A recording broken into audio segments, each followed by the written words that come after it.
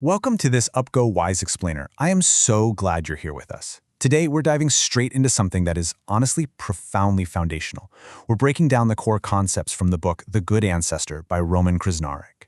And listen, The Good Ancestor isn't just a summary of ideas. It's an explainer of a completely different way to process your entire life. Here at UpGo Wise, we treat wisdom as a practice, not just some intellectual decoration. And Roman Krznaric's work fits that perfectly because he treats time itself as a moral instrument. It turns personal refinement from private polish into an actual intergenerational duty. We're going to explore how an intelligent person keeps making choices that look perfectly rational inside a short clock, but are completely ruinous inside a long one. Name one choice from this morning that will still be alive in 100 years. Just sit with that for a second. Name the last choice you defended simply because you'd already paid for it. It's a visceral reality slap, isn't it? I mean, what if your most rational choice is only rational because the future cannot speak? You are a highly capable person. You understand inheritance. You understand rhythm. But you might be harboring this private, quiet fear that your cleverness is actually building a house your future self would never, ever want to enter. Not remembered, not praised, alive. The whole concept of the good ancestor begins exactly there. It does not flatter the present. And let me be absolutely clear right up front. This explainer is not about daydreaming about the future or painting these romantic little pictures of tomorrow. We are diagnosing the crime scene of the present. Krznaric wrote this book for a short-clocked world. We act as if the future is just a storage unit. We dump heat, debt, noise, and regret into it. And then we have the nerve to call it progress. But the future isn't a fog. It's a field of consequence, and your habits are leaving footprints before anyone is even born. Act 1. The Short Clock. So how do our seemingly rational choices actually betray us on a long timeline? The mechanism behind it is called temporal discounting. This is the mind's natural bias toward a near reward, which causes a complete failure to value future consequences. You just keep choosing the near reward. And look, it's not because you're foolish, and it's not because you're lazy, it's because the near reward has learned your body language. It knows when you're tired, it knows when praise makes you soft, and it knows exactly when fear makes you moralize speed. Think of it clinically, like an undeniable law of physics. Your nervous system naturally leans toward what pays out right now, and by doing that, it starts bending your judgment like cheap wire. Present bias doesn't feel like a bias, right? It feels like common sense. Fast feels safe, visible feels safe, approved feels safe. But safe is not the same as sound. Act 2. The Sunk Cost Wound. Wrong choices often arrive dressed as practical discipline. We defend past mistakes simply because they were really expensive to make. It's like the body would rather bleed slowly than admit the knife was self-chosen. You keep moving because stopping would accuse you. You call it discipline, but your chest? Your chest calls it debt. I want you to think of a specific moment you stayed in a bad system, maybe a bad job or a doomed project, just because you'd already paid for it in time or money. You are mistaking loss recovery for true wisdom. But a tree doesn't heal by denying the ring. It grows around the wound. A wrong choice can absolutely become a teacher, but only after it stops being a throne. The moment you worship the cost, you lose the lesson entirely. We need a complete paradigm shift here. Consider the short frame, which asks, what do I get? Versus the long frame, which asks, what do I set in motion?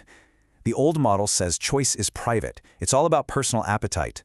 The new model says choice is ecological. It's about authorship. One life signs a paper, sure, but many lives receive the terms. We have to move away from that old model of private appetite and step fully into this new model of ecological consequence. The empty chair. Imagine a boardroom. At the table, there is one empty chair, and it belongs to someone who isn't born yet, the unborn stakeholder. Their silence is not consent to our inherited harm. They can't knock, they can't sue, they can't leave a bad review online. So the present acts like a tyrant with good lighting. And the wound only deepens when intelligence joins the defense, when really smart people build clean arguments around dirty clocks. Act 3. Deep Time Humility. Let's scale up our moral imagination for a second and place the ego inside a geological scale. 1 minute is the scale of the brain. 10 years is the scale of the city. 100 years is the century. 10,000 years is the species. Now here's something wild. Neurologists have actually found that when we try to imagine our future selves, our brains light up in the exact same region as when we think of a complete stranger. We literally view our future selves as other people. So to counteract this, each step in this timeline widens the wall of our moral circle. Krasnarek doesn't let you just hide in a mood, he gives the mind entirely new rooms to operate in, and each wall changes what counts as a wise decision as the scale grows. A short-term world treats time as a market, asking, how soon can I extract? A long-term mind treats time as kinship, asking, who must live with this? If we briefly map out the intellectual landscape of long-term strategy, we see a few different approaches. You have Stuart Brand, who focuses on infrastructure and timescale design. You have William McCaskill, who looks at expected value and moral math. But Roman Krasnarek pushes a uniquely democratic and imaginative route. He wants to train the social mind to feel descendants as members of our moral circle, to truly feel them as kin. He's asking a massive question. Does the present self have the right to spend what it did not create and will not have to repay? Cathedral thinking. Now, this isn't some romantic mist or a poetic metaphor. It is a hard build meant to outlive its maker without guaranteeing any personal return or applause. It asks you to work without owning the full harvest. It asks you to bear delay without turning bitter. Cathedral thinking basically asks the ego to fund a future it may never see. This takes incredible ambition, but it removes the mirror, leaving only craft, duty, and the calm ache of true service. A pocket watch under soil beside a sapling tells the truth. Let that image just sink into your mind for a moment. The hands of the watch have stopped, but the sapling has not. The metal keeps the hour, but the living sapling keeps the future. The clock is useful, yes, but it is not sovereign. A deadline can guide your work, but it cannot define your worth. Act 4, the procedural turn.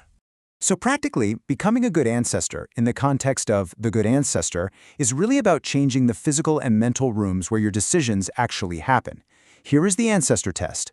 1, is it reversible? 2, is it clean when scaled? 3, would I teach it to someone I love?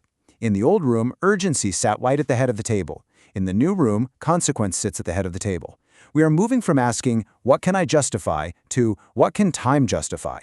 I offer these 3 questions to you as extremely high-utility filters against our short-term consumer clock. If a decision fails one of these, you pause. If it fails 2, you redesign. If it fails 3, you stop. Because a person with a longer clock is simply harder to buy, harder to rush, and a whole lot harder to trap with yesterday's price. Receipt.